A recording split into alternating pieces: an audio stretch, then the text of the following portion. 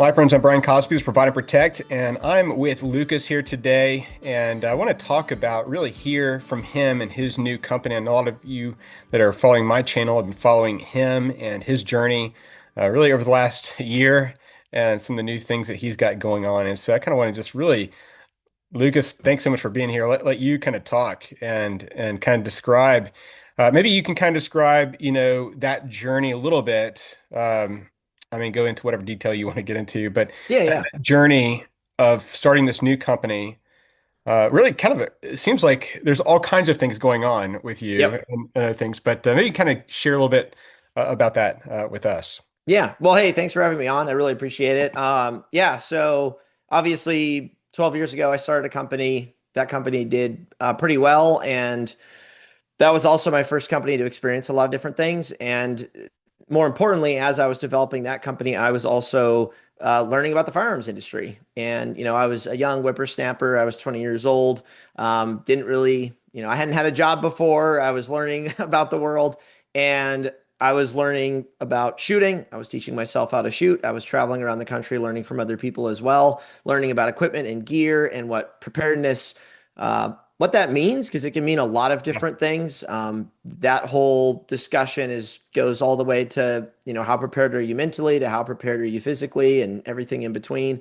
And so I was kind of learning that and also evolving along the way. I had some presuppositions and ideas early on that now I don't have, that are very different because I've matured and learned that some of those things weren't as productive or as effective as different things that I've learned now, just being older. And so that company learned a lot. Exited that company earlier this year in May and started immediately working on two new companies. One of these companies I'd been theorizing and thinking about for a couple of years, a men's clothing brand, specifically a men's clothing brand focused on being made in America, Mm. focused on values. And there's some things we're going to do with that brand wise that I really want to push, but also a mainstream brand. So not a gun brand, which can be very limiting when it comes to marketing Mm. Right. and very limiting in terms of getting out to people, but being a more mainstream, I'm not going to say like a Nike, but like big enough that it could be something like a Nike. And then if it does get that big with strong masculine messaging, strong, values, I think a brand like that can do a lot of good for people than some of the clothing brands we have now that are super woke, super gay. Yep. That's what I was learning the last couple of years doing market research. I was like, holy cow, like most of the clothing brands out there are very left leaning. They're very woke. And most of us wear their clothes anyway. Like this is a Nike hoodie that I Right. bought. But I don't really want to do that. I want to buy from That's cooler right. companies. And so that's what we're trying to start. And we actually were just looking at what are called lab dips. So all Mhm. the colors for the different material that we just got from a factory. And we were like, this shade of green doesn't match this shade of green. And it's like a very tiny little detail, but then we're sending it back to get worked on. So like that's happening. But then in addition to that happening, and I'm flying to New York City again next week to work with some of my folks. We also launched this defense company, which is sort of the next evolution to what I learned from the other company, and Hmm. that is Adaptiv Defense. Yep. And this is a company that is focused on product development and training. So we have a spreadsheet of 50 different product ideas that we're working on at different phases. And we're trying to develop innovative products for the firearms and defense space that'll be available to everyone, civilians, military, law enforcement. But we're really trying to tap into the professional market to get their insight and opinion on the product, which I didn't do as much in previous years. I would just kind of make what I wanted. Hmm. But now we're really trying to get end user feedback from guys, some of which I get, and I'm like, yeah, it doesn't make any sense. I don't know if I like that, but then we still work with it anyway, see if we can get that customer a product that makes them more effective. And then once we have that feedback from a special operations unit or like a big army unit or something, we then will make that product available to everyone, which that's Yeah. going to result in better products for everyone. I know the whole mil spec idea is, most people hear that and they go, oh, well, that's crappy product that civilians shouldn't buy because it was lowest bidder stuff. And there's truth to a lot of that, but there's also truth to if American citizens, American men want the most effective warfighting equipment, that equipment is coming from people who are in the military, who are using it for military exercises, who are using it for Yep. military action. that's the stuff we should be buying. That's the stuff we should want. And so the company has pivoted to work on those kinds of products and then make it available to everyone. So we launched. So one quick question there. I think for a lot of us, we came to know you Mhm. through your shooting videos, obviously. I mean, Yep. that's kind of where, if you're like, whoa, look at this guy. He actually knows what he's doing. He's like the one guy out there that, and the other piece with that is, and you've done this well with your previous brand, but also other products too, is you're thinking about user experience. You're thinking about the end user, not Mhm. just in the gear. Um, I mean, I have a couple holsters from the previous Yeah. brand as well, Mhm. but also the visual effects. You've done this really well. Grand thumb. Other people do this really well as well. But Mhm. but the video quality, Oh yeah. all of that, and I think about that from my channel standpoint. But I can never match what you're doing with that. I think one of the first videos I saw years ago was why you should miss. Good. Yes. Yes. Remember that one? I do. And, That's one of the I few was like, videos that stood the test of time. Yeah. yeah, I was like, wait, what?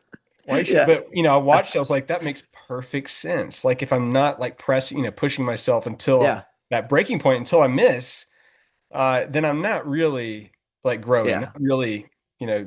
developing as I need to. But one thing I've noticed with all of that Hmm.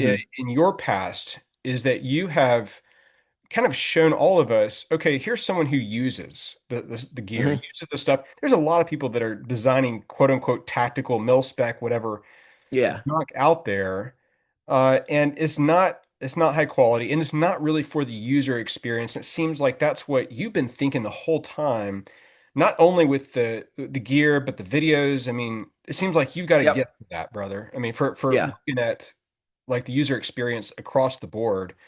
And so Hmm. when I see, Adaptive Defense and what's the clothing?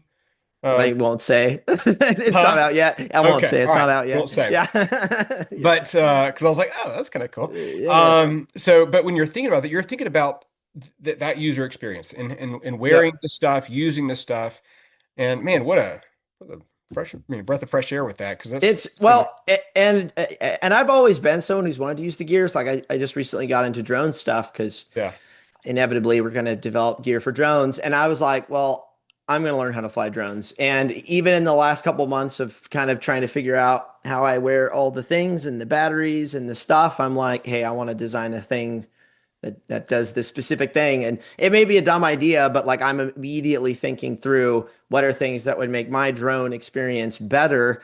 And if I found this thing to be better, there's probably other folks out there as well. So yeah, I've always been wired like that. And I've never wanted to be that CEO founder guy who like I've been up here in my office all day today.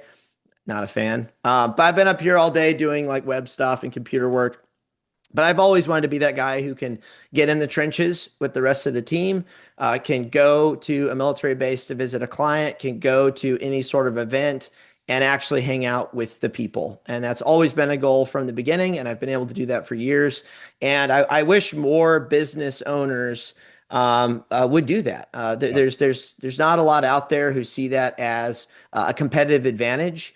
They don't see that as a need, and they're like, oh, I need to stay on the computer and look at the spreadsheets. And it's like, well, yeah, you have to do that too, but you'll also inspire your team and also inspire your customers if they see that you're an end user. yeah, And you see people who do that with like they run a air conditioning company or they do a lawn care and they're still out there. They may be the owner with like 3 employees, but they're still going out and they're cutting grass as well. They're doing plumbing as well. And I think that's super valuable for guys to be able to do. So even yeah, though I'm kind of transitioning to more of an entrepreneur startup phase right now for myself, I'm still going to the range. I'm still going outside flying my drones. I'm still doing as much as I can to maintain some form of relevance. hmm, I'm not on the range 4 days a week like I used to be. yeah. Are I did that a lot you still early doing some on. competitions and stuff, Oh or yeah, yeah. No, that's still doing I just it? found out. I guess supposedly I qualified for master for in Okay, my division. So I'm like, cool. Didn't know nice. that. I just had someone congratulate me.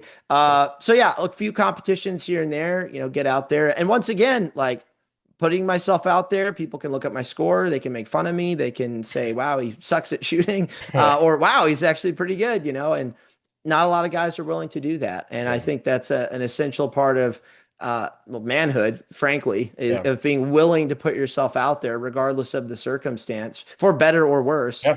Yeah. And that's how you grow. You have to go miss. Yeah. And I'm gonna 98% go do of that. my channel are men. And so we've kind of just leaned into that in a big way. Good. Yeah, and I've recently written a book. It's coming out soon called Provide and Protect, a guide Hmm. for men in a world of weakness, wokeness, and compromise. And so It's good. it's going to make a splash, I think. But it's hard hitting. And anytime you start talking about that space for men, and of course, there's a big plight of men today and a war on men today and all that. Oh yeah. But for you to kind of lean in with developing, gear, clothing, that kind of thing for men is kind of very unusual Hmm. today in our world. Oh Uh, yeah, so for sure. Well, and a lot of it comes down to a lot of jobs today, and this is where I really want to take things with, sort of my new journey. I'd say the next 10 years is showing the nobility of work. yeah, Work is yeah, not something that men now, I would say younger men especially, don't see it as a noble, good thing to do, yeah, even though we should be proud of the yeah, work that we do. And right. there's a great book that I've been reading that kind of talks about this. It's Bullcrap Jobs. I'll Mhm. censor Yeah, it by Dave. I can't remember his name, but you could find it. You could find it very easily. yeah. And he talks about all these stupid jobs that exist now that don't give any meaning to the person. All these like inflated admin jobs. Hmm. And you take people who actually craft things with their hands. Like there was a Wall Street. This is a funny story. When Wall Street or the government shutdown happened, I guess there were a bunch of people without work in the government. And there was a guy over there in DC at the Capitol who went out and worked a hot dog stand. And he Mhm. said he got more joy out of working the hot dog stand, and this is a politician, than Yeah, he ever had doing dumb right. political stuff, office stuff. And he was making a lot less money Sure. selling hot dogs, but it had a lot more meaning because he's providing something directly to a person in front of him. He's actually contributing to society. He's making a product or he's serving a product to someone. Right. And as soon as men experience that somehow, Yeah. um, and then they go to like work HR or some like other like Um, computer job, they're like, what am I doing? I'm not producing, I'm not creating. And that's what I men are mean, called to work do. is part of the pre-fall created order. I mean, the idea Yeah. that, before the fall came in, there's this good thing, and it's, the fall and sin made it hard and difficult, Yeah. the But thorns it's and still thistles good. and all that, but it's Yeah. still good. It's still a Yeah. good thing. So, uh, So that's my main goal is and showing, as we're building the new companies, like what that looks like yeah, is getting men to start thinking about, oh, one, I could start my own company. Two, what can I create? What can I make with my own hands versus not to rag on consultants, but like, oh, what consulting gig can I do? And it's like, well, it right. doesn't really create That's anything. the easy But way out right yeah, there. yeah. What can we go and actually make? And the funny thing is, as I was even thinking about my transition from my company into what will I do next, there was like one piece of me for like maybe 10 minutes. I was like, oh, I could do business consulting because I have experience. And then I was like, no, I'm not going to do that. I have to make I want to stuff. make I'm not. something. I'm not going to consult. I'll do it for free, but like I'm not Yeah, going to go and do that for a yeah, job. I want to make stuff. And so I hope that through what I'm doing now, I could show men that. yeah. And I know I've been able to. We've gotten a lot of emails, but really bringing back the nobility of work That's is good. is something that the next generation, current generation, I mean, people my age, they need. They Amen. need that right now. Yeah. And So I hope we'll see a revival. where can folks go to find Adaptive Defense and maybe future Yeah. as well?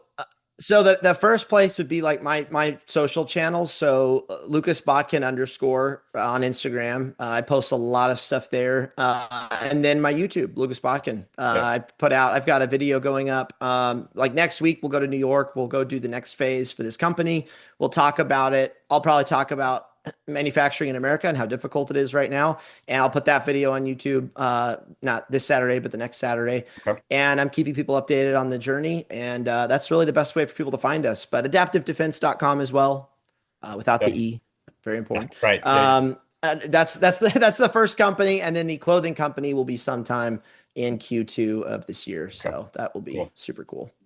So Well, yeah. brother, appreciate you and all you're doing in our world, our space, and the encouragement you are to us. And So yeah, we're looking forward to seeing how this rolls out and being supportive Awesome. of that journey. So thanks so much again Cool. for coming and joining us today. Yeah. Thank you so much. Appreciate it.